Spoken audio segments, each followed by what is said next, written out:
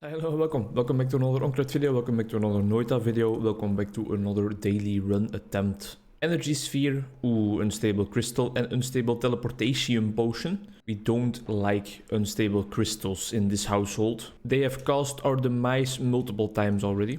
Just headed straight into the mines. I'm not worried about the curses on the left side of the map or anything above us or anything like that really. I'm not worried about anything, I'm just here to have fun.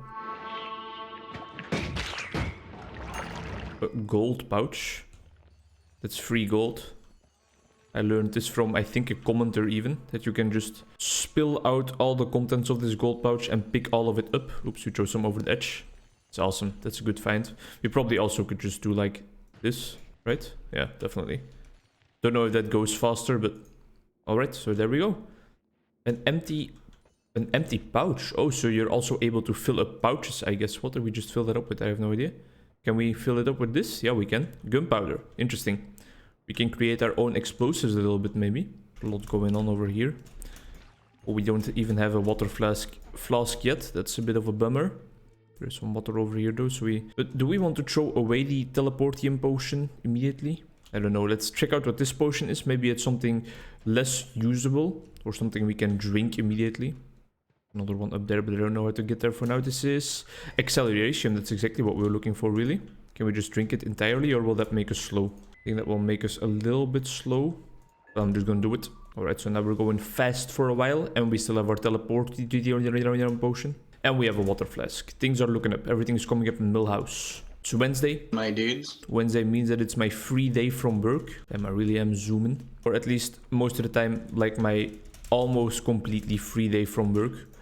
On some weeks, there we go. On some weeks, we still have a team meeting on Wednesday in one of my two workplaces. But this is not such a day. So we had it last week. And last week when we had that meeting, I gave a little presentation on worrying. Based on like all the work I have done surrounding the book Away from Worrying by Philip Raas. On which we have a little series running on the channel. A little deep dive into that book and its contents. Probably one of my favorite things I've done on the YouTube channel so far, because that was like my primary idea of how I wanted to book content on my channel to be. In the end, it evolved more into book reviews, which is also fun, but this is also like really fun because it helps me to... I didn't realize that there was a fire wizard there. It helps me to... Oh, that's teleportium. We want water before he teleports out of here. That's not what we want. We're almost dead. Let's just get out of here. We're not gonna kill the fire wizard today. We have so much gold because of that gold pouch. We can buy really whatever we want. Looks interesting. Whatever we want. Let's go for exploding corpses. Let's go crazy. This run has been going too good so far. We need to crazy it up a bit. Up the ante. Which is, I think, a bit of a synonym for hiring the stakes. I have no idea what that expression actually comes from. Like, up the ante. I do always find the etymology of words to be quite interesting.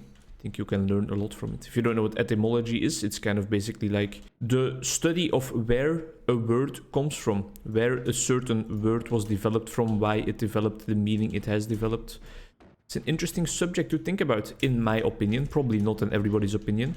I can assure you that some people will be thinking right now, like, what the hell is this guy on about? Hello, Mr. Red Friends. Yeah, those exploding corpses definitely add another little layer to our gameplay, another little dimension. Ooh, give me that wand, give me that wand. It is a shuffle wand, so it's not really going to be useful. But it does fire fast. Maybe it is useful. Look at this, man. Yeah, alright, I'm definitely going to give this wand a little shot. Yeah, this is strong. Alright, we have something here. Said that it's a shuffle wand. It's not... No, it is a shuffle wand. If it was not a shuffle wand, that would have been absolutely perfect. We don't need to lay down gunpowder below our feet. We need to spray water. Yet again, I'm definitely more used to my water being here. We haven't used our teleportium yet because it's a dangerous potion. Of course, it can teleport you anywhere. Yeah, man, we have something here, this wand. Alright, and I know that those are just free-flying flies and they are not spawned by a nest because they still dropped gold. I've noticed already that when you kill those flies that get spawned by a nest, they don't actually drop gold, because otherwise that would be like a really, really easy gold farm, and the developers, I guess, wanted to prohibit you from doing that easily. The air feels extremely humid. There's a aggressive frog here. We've never seen that before. Alright, and that's where the danger zone comes in. A lot of enemies over here. That's a lot of gold as well, though. Jesus Christ. Alright, let's explore this zone a little bit. I feel like we already have a strong enough one to maybe try and at least head in here. We go. We are just stacking up gold. We need to pay attention to our HP and make sure that when things do get a bit dodgy up in this zone, we just get out, go back to the main zone, to this land right here, and go through the portal. Because we have way too much gold already in this run to throw this run just away because of greed. Carefully exploring. I'm not gonna try that, even though that looks like there's a one there. I'm just not gonna attempt that even. It looks like a scary enemy. I'm gonna be careful, stay at a little bit of a distance.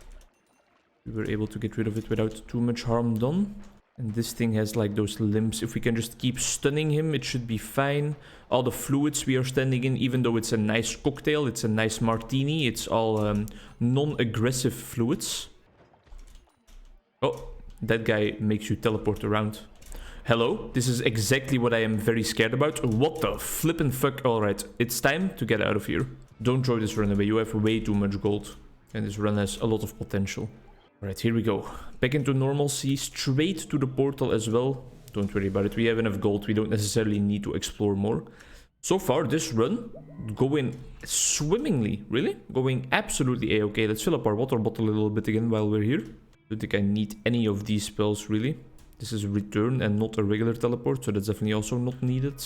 You take no damage from fire is very welcome. Do we want to change anything about our setup? I don't think so. I mean, we can do this to sometimes maybe shoot even more triplicate bolts.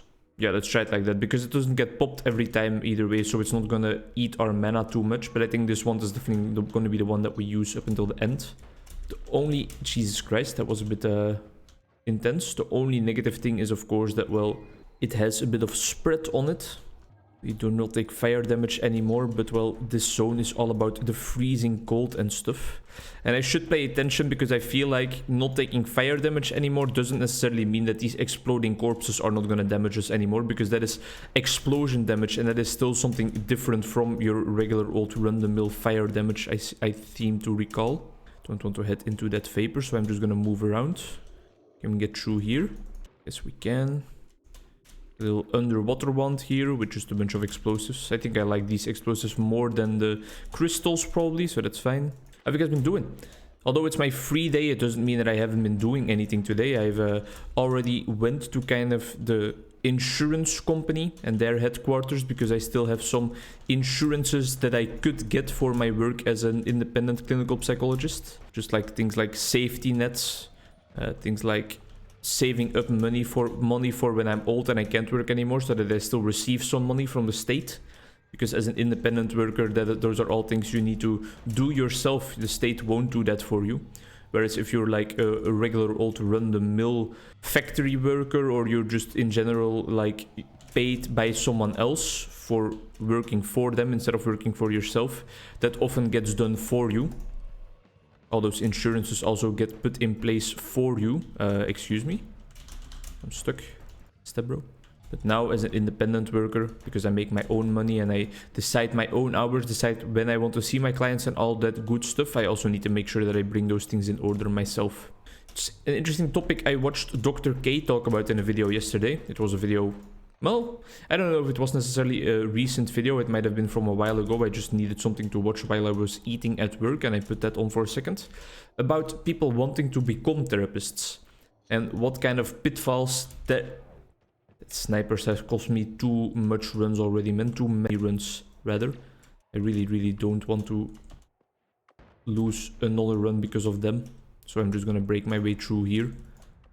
Try to avoid the snipers altogether. And one of the things is, for example, wanting to help people. And that is, of course, very noble and very beautiful that you want to do. I flew straight into it. Ah, damn, that was such a good run, but we got sloppy right there at the end. And I'm not talking about fellatio from a female person or a male person. I don't judge. Wanting to help people is, of course, a very noble cause to go for. And he respects that very much, that people want to help people and therefore become therapists.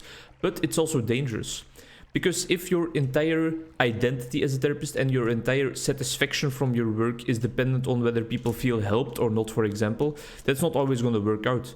Because there's always going to be clients, pardon me, that you are not able to help and that don't feel helped, that actually maybe feel like you made them worse in a sense, right? And that's something you need to take into account.